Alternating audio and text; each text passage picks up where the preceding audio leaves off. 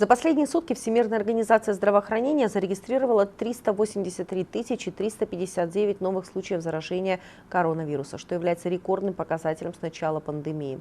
Последние 3 дня ВОЗ сообщает о рекордном приросте зараженных. Накануне сообщалось о 350 766 случаях. Большинство новых случаев зарегистрировано в Индии – 73 272 и в США – 54 232.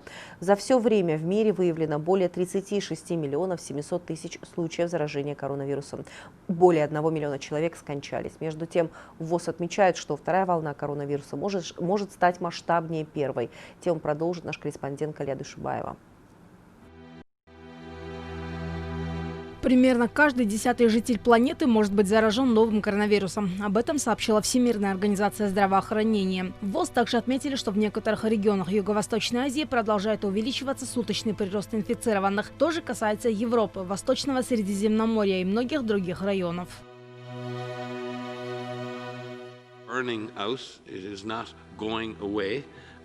Наши текущие оценки говорят нам, что вирусом заразились около 10% населения планеты. Цифры варьируются в зависимости от страны, городской или сельской местности и разных социальных групп. Но в целом это означает, что угроза сохраняется для большей части мира.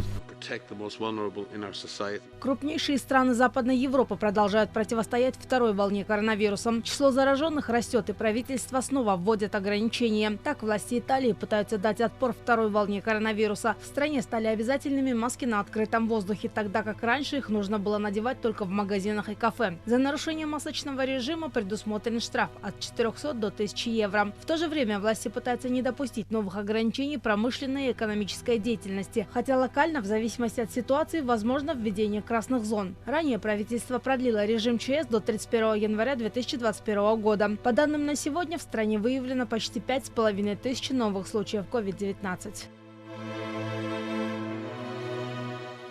Всплеск заболеваемости наблюдается и в Германии. Там также за прошедшие сутки заразились около 3000 человек. В стране ввели ограничения на внутренний туризм. В Берлине и во Франкфурте объявили комендантский час. А во Франции за последние сутки зарегистрировано более 16 тысяч новых случаев заражения коронавирусом. Это на 10 тысяч меньше, чем сутками ранее. Почти 27 тысяч. Новый рекорд для Франции. В общей сложности в стране было выявлено более 730 тысяч случаев инфицирования.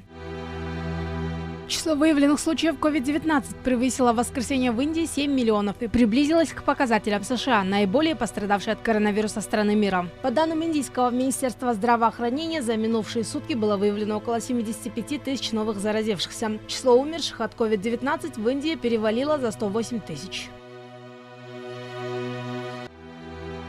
В России зарегистрировано максимальное с начала пандемии число случаев COVID-19 за сутки. Согласно официальным данным, заболели более 13 тысяч человек. Прошлый пик заболеваемости был зафиксирован 11 мая – 11 656 случаев. При этом тогда смертность была ниже. За сутки скончались 94 инфицированных. Сейчас 201 человек. Больше всего новых заболевших в Москве, Петербурге и Подмосковье. Всего с начала пандемии выявлены почти 1 300 000 заразившихся. Сейчас, согласно этим сведениям, в России COVID-19 болеют свыше 240 тысяч человек. На фоне роста числа заражений в ряде регионов страны ужесточают санитарные меры. В Хабаровском крае на удаленную работу переводят пожилых людей. В учреждениях культуры и спорта предписано соблюдать социальную дистанцию. В Магаданской области ряд школ перевели на удаленное обучение. В Московской мэрии предупреждают о возможности введения жесткого карантина в городе. Ранее городская администрация рекомендовала переводить сотрудников на дистанционный режим работы, прежде всего тех, кому больше 65 лет. Людям из группы риска строго рекомендовали не выходить из дома без острой необходимости. У наших ближайших соседей ситуация с коронавирусом поспокойнее, чем в Кыргызстане. В Таджикистане за минувшие сутки зарегистрировано 43 новых случая заражения коронавирусной инфекцией, сообщает единый национальный портал по ситуации с COVID-19. За сутки 51 человек по подозрению находился под наблюдением врачей. 47 человек выписаны после выздоровления. Случаев смерти не зафиксировано. Общее количество зараженных в Таджикистане на сегодняшний день достигло 10 180 человек. Из них скончались 79 человек. За прошедшие сутки в Казахстане выявлены 74 заболевших с положительным ПЦР на коронавирусную инфекцию. Об этом сообщает оперативный штаб. Таким образом, всего с начала пандемии в стране выявлен 108 831 случай заражения коронавирусом. Кроме этого, за прошедшие сутки в стране зафиксировано 34 случая заболевания пневмонией с признаками COVID-19. Один летальный исход и 23 человека выздоровели. Всего с 1 августа зарегистрировано заболевших 34 909, летальных случаев 368. Выздоровевших 27 699.